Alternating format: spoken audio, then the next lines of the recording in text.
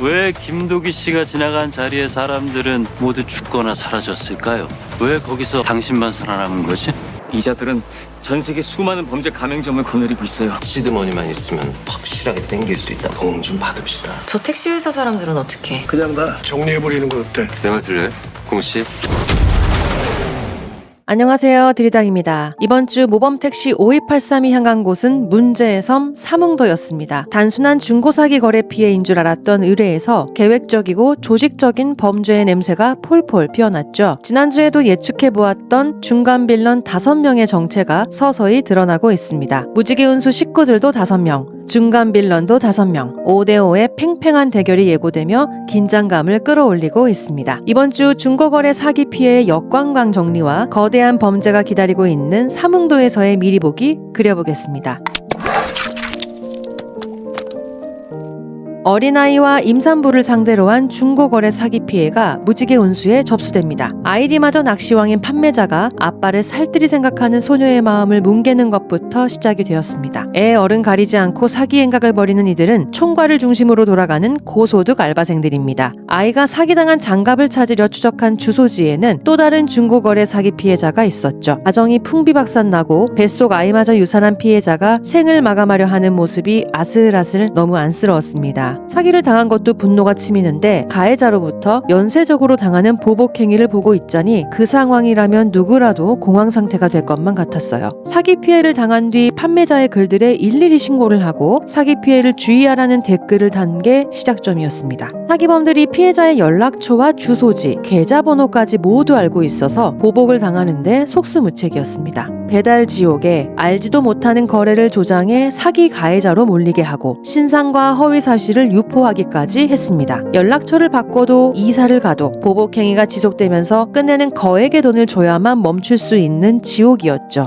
이 모든 일련의 과정을 시드머니만 있으면 큰 돈을 벌 수 있는 구조라고 설명하는 이들에게 무슨 양심을 기대할 수가 있었을까요? 사회 법규와 범죄의 경계조차도 없는 이들에게 무지개 운수가 같은 방법으로 시원한 역관광을 해줬습니다. 중고사기 알바를 하며 앞뒤가 맞지 않게 경찰 공무원을 준비하는 알바생을 잡아 총괄에 대해 파악하고 해커 안고운이 이 고소득 알바의 세계로 들어갔습니다. 안고운은 근무 매뉴얼부터 어떤 시스템으로 이 사기 행각들이 돌아가는지 빠르게 간파한 뒤 발생한 수익을 꼴꺽하면서 좀처럼 얼굴을 드러내지 않는 총괄을 밖으로 끌어냅니다. 서비스로 깔아준 랜섬웨어와 100이면 100 먹히던 보복행위에도 아랑곳하지 않고 신경을 긁는 고은씨 너무 통쾌했습니다. 총괄 김우종이 AS라며 확신한 택배에 있는 배터리 폭탄으로 사망 엔딩이 되었습니다. 정말 하나도 안쓰럽지 않을 정도였어요. 중고사기 피해를 조금이라도 경험하신 분들이라면 PTSD가 올 것만 같은 에피였습니다. 그런데 김우종에게 배달된 택배를 수산물 트럭이 싣고 왔습니다. 트럭의 행선지는 삼흥도, 김우종의 불심이 향한 거액의 연등 번호표도 삼흥사에서 받은 것이었죠. 그렇게 모범택시의 삼흥도행이 진행됩니다. 어느 누구 하나 친절하지 않고 말하지 않아도 낚시를 하러 온 걸 온 동네가 아는 이곳, 왜 여기까지 외지인이 왔지 나를 세우고 있는 곳이었습니다. 물고기 핏자국으로 아무 짓도 하지 말라는 듯 무언의 경고를 날리는 용병 아저씨, 운영을 포기한 게 분명한 여관주인, 바다로 시체가 떠내려가도 신고조차 되지 않고 시간만 때우는 듯 보이는 경찰, 허락도 없이 택시에 올라타 있는 사진 작가까지. 스산한 섬 삼흥도에서 중간 빌런 5인방의 사진과 범죄 설계의 흔적들이 드러나며 마무리가 되었습니다. 다음 주에는 이들에게 더 적극적으로 다가가며 얽히는 무지개 운수 식구들과 목숨을 건 위기가 예정되어 있습니다. 사망한 김우종으로부터 시드머니만 있으면 전문업자들이 세팅을 해준다 들었던 김도기가 돈뭉치를 들고 고작가를 찾아가죠. 이미 그의 눈빛에서 강한 불신이 읽힙니다. 이 가운데 삼흥도파는 전 세계 수많은 범죄 가맹점을 둔 조직임이 드러났습니다. 대포폰, 대포통장, 위조 요건을 통해 중고거래 사기와 동일한 구조로 어마어마한 범죄 수익을 거둬들이는 거죠. 고문과 감금이 있는지는 더 지켜봐야겠습니다만 2025년도 크게 불거진 캄보디아 사건이 있었기에 더 가슴이 철렁합니다. 범죄 수익화에 동의한 이들에게는 목돈을 받아 세팅을 해주는데 사찰 내 연등에 있던 종이에는 소원 대신 번호표가 붙어 있어서 회계 장부와 같았죠. 이런 흐름을 파악하기 위해 무지개 운수 식구들이 삼흥도로 총 출동하는데 저런, 염탐하던 고은 씨가 용병 아저씨와 눈이 마주치고 말았습니다. 그렇게 무지개 운수 식구들이 한편임을 알아버리는 듯하네요.